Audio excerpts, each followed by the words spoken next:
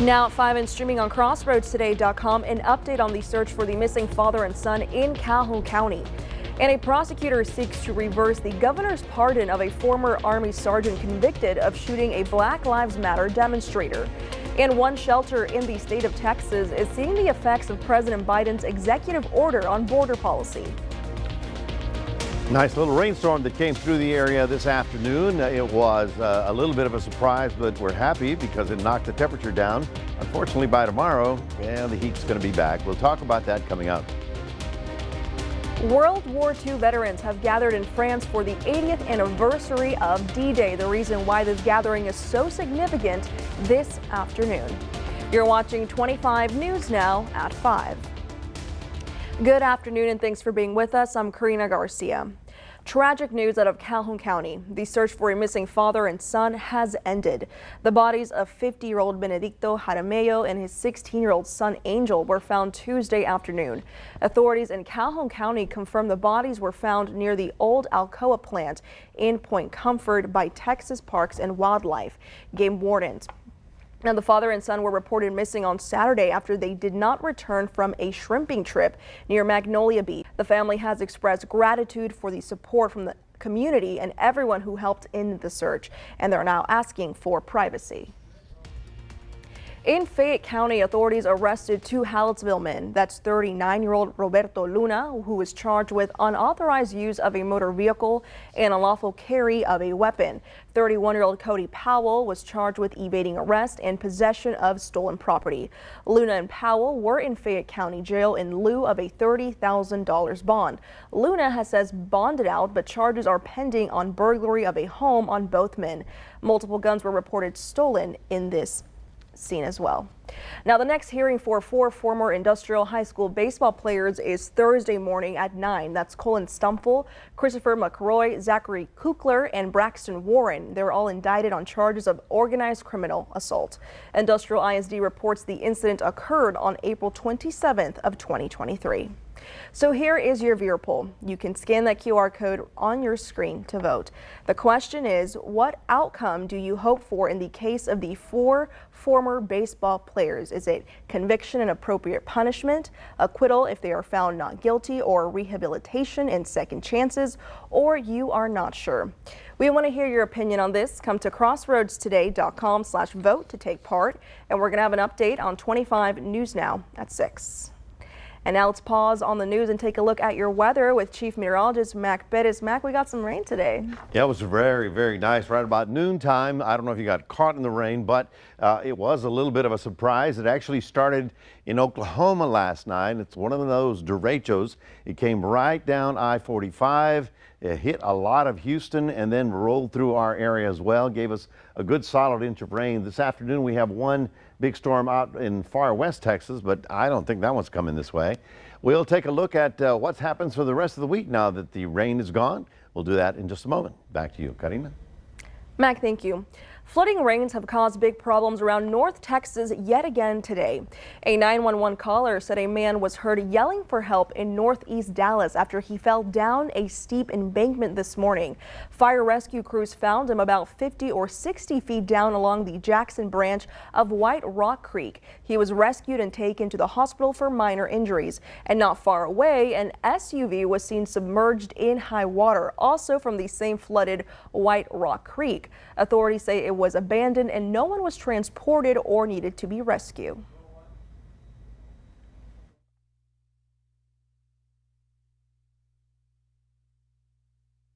Fire rescues have responded to a total of 50 incidents since this morning, and city crews have since closed the road and many trails along that creek and park. The driver of a semi-truck is in Dallas in a hospital today. Dallas County Sheriff's deputies responded to a major crash involving 3 vehicles and found a semi hanging off the side of a bridge right near downtown. The driver apparently lost control during the height of the storm before sunup. It took hours to get the highway back open, and guardrail repairs are still ongoing as of latest reports. The state's district attorney is looking to challenge Governor Abbott's pardon of Daniel Perry, who was convicted of fatally shooting a Black Lives Matter protester.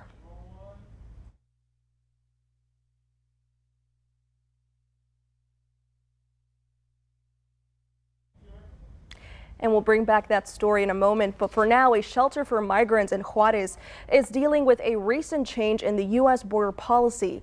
One coordinator says President Biden's executive order will start affecting more local shelters because more migrants will be stranded if the U.S. closes the border. Shelter staff keeps telling migrants to use the CB app to apply for asylum, but they sometimes make groups before leaving the shelter and then make their way to the river without using that app. Now, if the U.S. blocks the passage to migrants, shelters could start being over capacity, and that would affect them. And now on to the fallout after President Biden's executive order strictly limiting the asylum process to those who try to cross into the U.S. between legal points of entry. Despite President Biden's asylum ban taking effect overnight, dozens of migrants are still making their way to the southern border. The White House defending the president's decision to impose a cap on the number of migrants allowed to seek refuge illegally. They would be forced to return to their country of origin and wait until the number of daily encounters are reduced. Asylum is very much still alive, but we are deterring irregular migration in between the ports of entry and trying to cut out the smugglers. Although Republicans previously urged Biden to take executive action to address border security, House Speaker Mike Johnson now calling the move weak and window dressing amid an election year. Limits are fine, but it's not going to solve the problem. Some Democrats say this is a good first step, but few progressives say they're concerned this sends a confusing message about what they stand for, warning this could backfire in November. I think in the end we end up hurting the very people that we're fighting for. But Biden, who has been trying to be tough on immigration, insists Republicans left him no choice after they blocked a bipartisan border deal. Why? Because Donald Trump told them to. For those who say the steps I've taken are too strict, I say to you that be patient. The White House is expecting legal challenges, which may delay the implementation of the 2,500 daily encounters limit. If you need asylum, you should be able to get it. With legal challenges on the way, some Republicans claim Biden had no intention of actually implementing this limit. But White House officials say they are confident the president's plan will hold up in court. M. Wynn, ABC News, Washington. Here's some of the top headlines you can read in the Port Lavaca Wave. The Calhoun County Independent School District plans to continue their seamless summer option food program for students and adults. It runs from June 3rd to July 31st. Plus, Bethany Senior Living is introducing therapy dolls to provide companionship for senior residents with dementia. You can read these stories and more at theportlavacawave.com. And we bring you back this story. The Texas state attorney is looking to challenge Governor Abbott's pardon of Daniel Perry. We will fight this until we get justice for Garrett. The mother of Garrett Foster, Sheila, addressed the public this afternoon condemning the pardon issued by Governor Greg Abbott to her son's killer, Daniel Perry. Perry was convicted last year for fatally shooting Foster at a Black Lives Matter protest in Austin in the summer of 2020. We had justice for Garrett for 18 hours after waiting 3 years for a trial. Daniel Perry walked out of prison on May 16th after Governor Abbott issued his pardon. Now, the Foster family and the Travis County District Attorney Jose Garza hope to reverse it. Today, the Travis County District Attorney's Office will file a writ of mandamus against the governor in order to restore the sanctity of the rule of law in this great state. Although not common, writs of mandamus are issued in emergency and out of the ordinary circumstances. Texas attorney and legal expert Quentin Brogdon says it's generally unheard of to get a governor-issued pardon reversed through this remedy or any. I think that legally, the executive branch, that is the governor, is given a broad degree of discretion to pardon criminals. But I don't think there's a ready way for this to be overturned, barring some evidence of corrupt intent. Because of that, he says the pardon reversal is a long shot. Daniel Perry's attorney, Clint Broden, says this is nothing more than a political move. Jose Garza is making a mockery of the laws of Texas and the state constitution, which give Governor Abbott this power. But to Garza and the Foster family, they say Governor Abbott abused his authority by issuing this pardon. And now they say this is about restoring justice. We will continue to use the legal process to seek justice. We will continue to use the legal process to fight for Garrett Foster, for his family and for his friends. Some of the last surviving veterans of World War II are gathering in France today. Celebrations are underway there ahead of tomorrow's 80th anniversary of D-Day.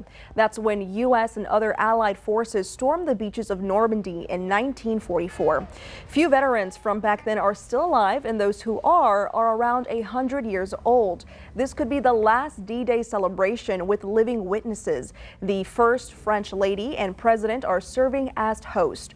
President Joe Biden arrives today, and British royals are also participating. The Victoria ISD has a special meeting going on now to review proposals for a search firm as it looks for the next superintendent. They will select the search firms they want to meet with at the June 10th board meeting. This meeting is at 102 Prophet Drive. Now remember to subscribe to our YouTube channel, Crossroads Today. Hit the like button and click that notification bell. For now, stay with us. The Senate is expected to vote on a nationwide contraception access bill. The details in this new bill straight ahead on 25 News Now at 5. Also ahead, a little girl got a little too close to the wild side while riding through a drive-through safari.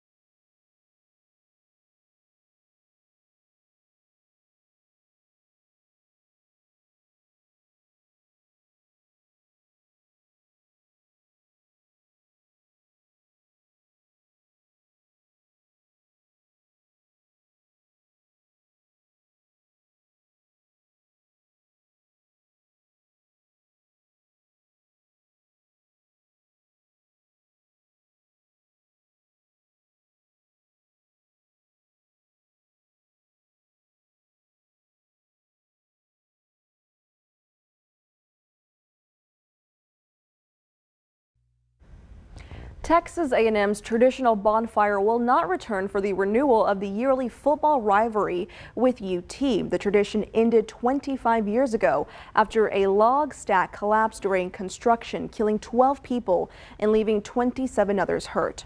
One committee recommended its return and called for a bonfire designed by professional engineers, but the school's president considered public input and noted many did not want to bring it back if students were not fully involved in its construction. The school has a campus memorial for the tragedy, and the president noted the upcoming 25th anniversary. Grammy-winning music producer and singer-songwriter The Dream is accused of sex trafficking, rape, and sexual battery. Shanaz Monroe, who filed the lawsuit on Tuesday, says she met with The Dream in 2015 when his team expressed interest in signing her as an artist. She claims he promised to write songs for her and help her secure record contracts, but instead was lured into an abusive, violent, and manipulative relationship, and she was subject to physical assault and violent sexual encounters. The Dream has denied these allegations.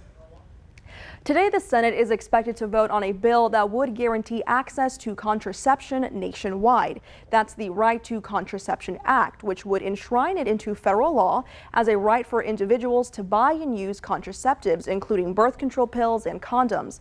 The legislation is expected to fail in a vote due to GOP opposition. Republicans have called the bill politically and overly broad.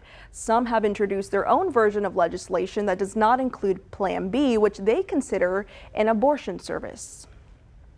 Now, the sun can cause skin damage and skin cancer, and sunscreen can help protect your body from these harmful rays, but experts say many people don't apply it properly.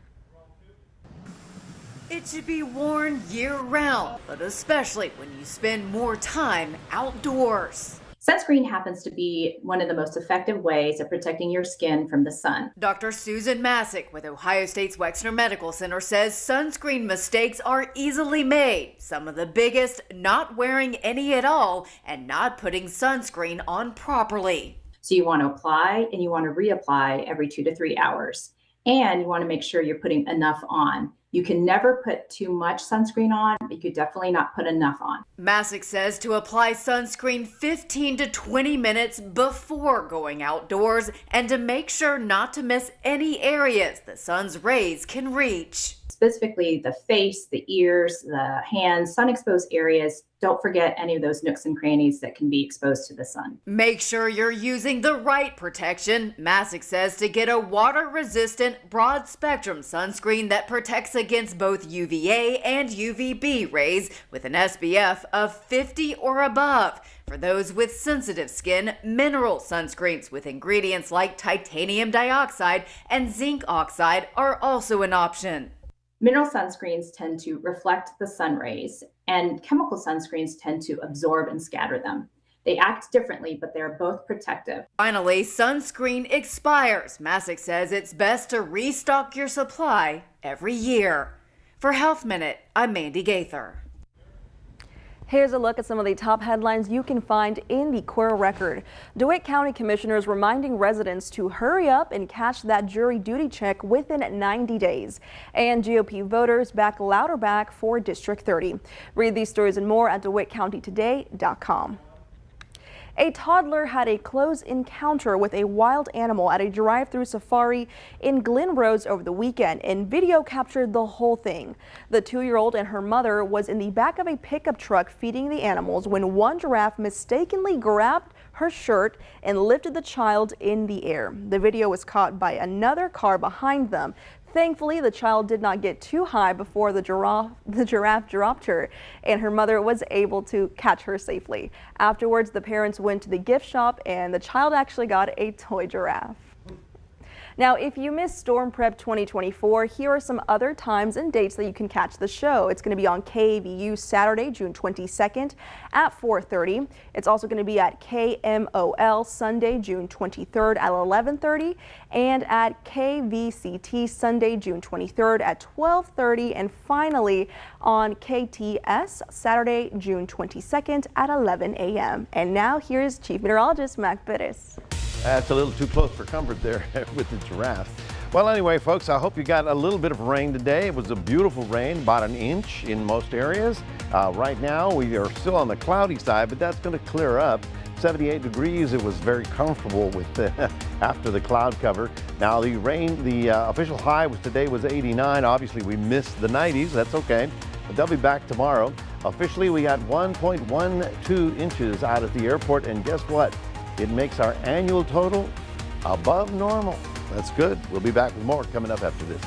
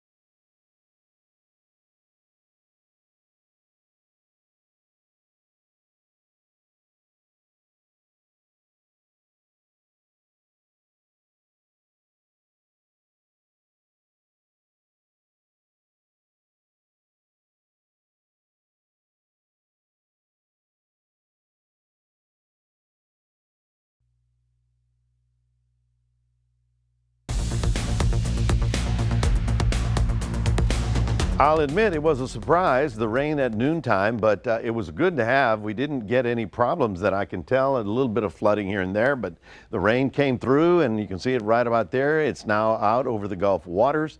You're not going to believe where this whole thing began. I'm going to show you that in a moment. But again, as we get into the next few days, the heat is back. And the big bubble is going to be expanding from Texas all the way into the western states. So yes, they're going to be in a heat wave.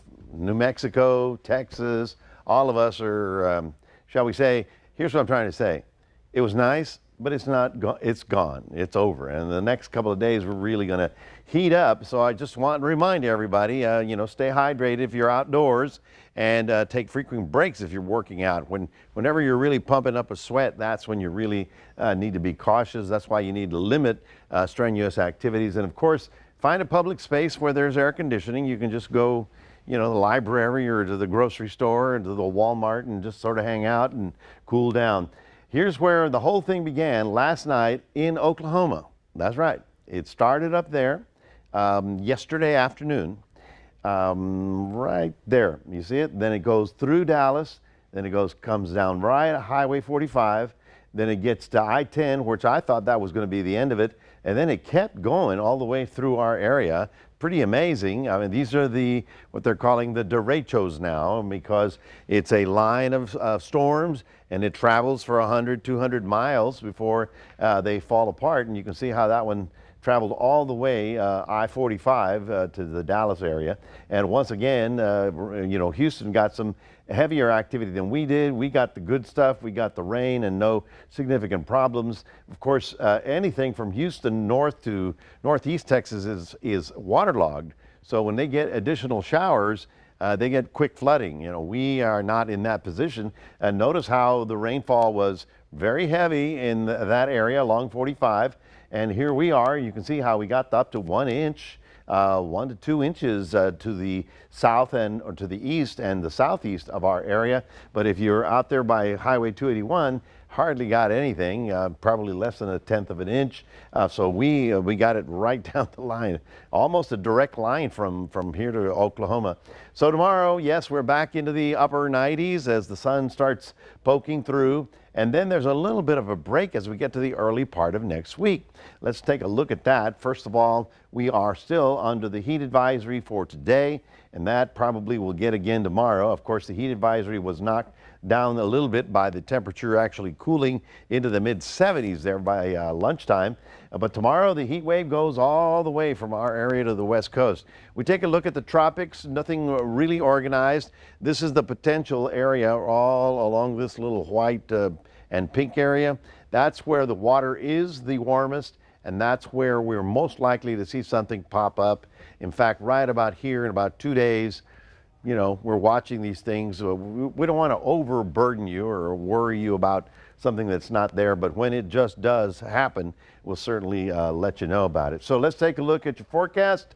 We are looking tomorrow at sunny skies and a 94 in the Port Lavaca area, and in Cuero, well, you'll be up to about 95, and then your extended outlook, we're going to be on the hot side, back to the heat for Friday, Saturday, and Sunday. Then we start picking up a chance for a little cloud cover and maybe even some rain for Monday, Tuesday. That's your 7-day forecast, reminding everybody we've got a QR code. Love for you to scan that, put Crossroads a day on your phone. Here's Karina. Thank you, Mac. Coming up next on 25 News Now 5, we're going to take a look at your stocks. Plus, a General Mills factory in Georgia is facing a lawsuit over claims of racial discrimination.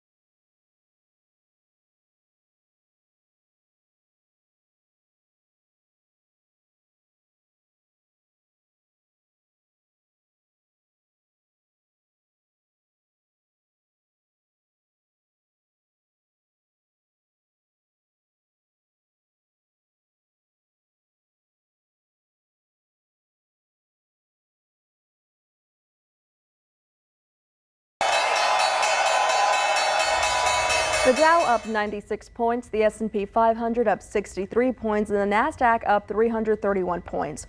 Oil up 82 cents, closing at $74.07 per barrel.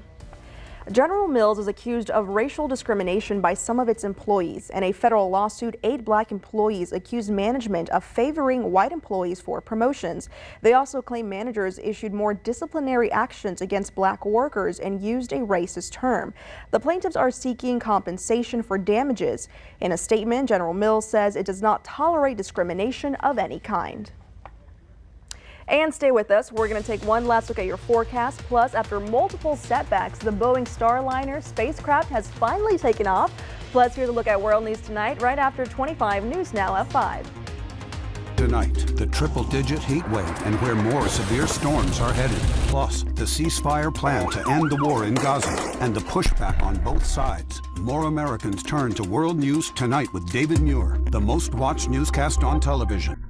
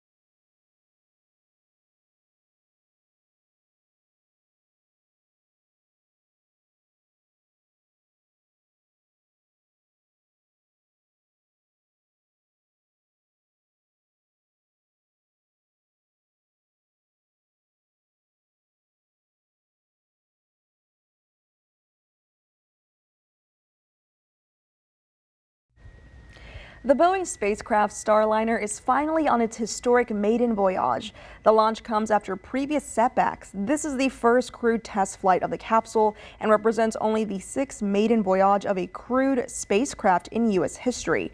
Astronauts Butch Wilmore and female astronaut Sunny Williams are on board. Williams is the first woman in history to be a part of such a mission, and they're going to spend more than 24 hours aboard the 15-foot capsule before docking with the International Space Station.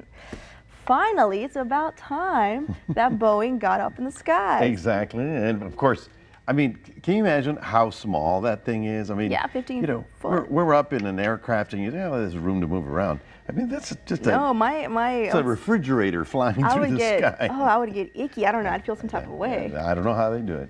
Anyway, folks, I hope you enjoyed the rain today. At right about noontime, came in very nicely. Got just a little bit of flooding areas, but no significant problems around here. Unfortunately, tomorrow the heat is back. We're back to the 90s, upper 90s, all the way through the weekend. So it's going to be a hot one. With a little luck, we'll hold that 30% for Monday, Tuesday to see if we get any additional kind of cloud cover, anything that'll break us from the sun. Yeah, fingers crossed for that rain on Monday and Tuesday. You bet. Alrighty, well, thank you, Mac. And thank you for being with us. We hope to see you back here tonight for 25 News Now at 6. World News Tonight with David Muir is up next.